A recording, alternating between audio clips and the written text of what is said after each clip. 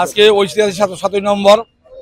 আজকের দিনে সংহতি বিপ্লব হয়েছিল।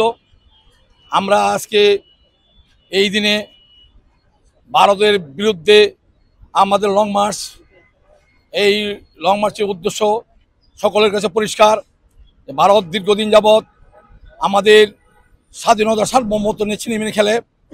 শুধু সেখানে শেষ নয়, প্রত্যক্ষভাবে পার্বত্য চট্টগ্রাম থেকে শুরু করে সকল সীমান্তে যেভাবে কিলিং করেছে, তারা যেভাবে বর্বরীয় হত্যা চালিয়েছে, সেই কারণে আমরা এই লং মার্চ এবং সকল ফরাক্কা সহ, তিস্তা সহ সকল নদী, এমনকি 54টি নদীর প্রবাহ এই ভারত প্রত্যক্ষভাবে তাদের ষড়যন্ত্র করে আমাদের নদী প্রবাহ বন্ধ করেছে, যার ফলে আমরা দীর্ঘদিন যাবৎ আমরা এই পানি থেকে আমাদের ন্যায্যের সাথে বঞ্চিত হয়েছি।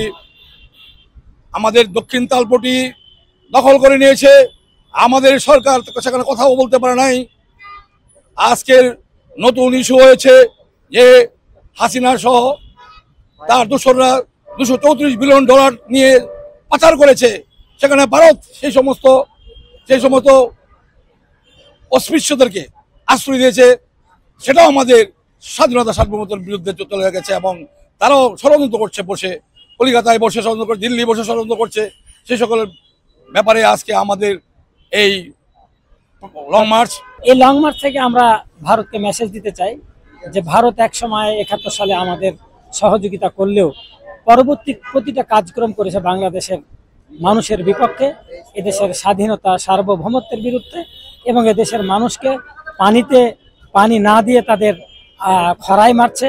এদেশের মানুষকে তারা ফেলানির মতো মানুষকে মেরে কাঁটাতারে ঝুলিয়ে রাখছে। পার্বত্য চট্টগ্রাম এলাকায় অশান্ত সৃষ্টি করে পার্বত্য এলাকাকে অশান্তির মাধ্যমে দেশকে অস্থিতিশীল করার চেষ্টা করা হচ্ছে। সর্বোপরি দেশের স্বাধীনতা সার্বভৌমত্ব নিয়ে ষড়যন্ত্র করছে। এই স্বাধীনতা সার্বভৌমত্বে রক্ষা করার জন্য আমরা জীবন দিব, তবে স্বাধীনতা সার্বভৌমত্ব আমরা হারাতে চাই না। এটাই আমাদের মেসেজ।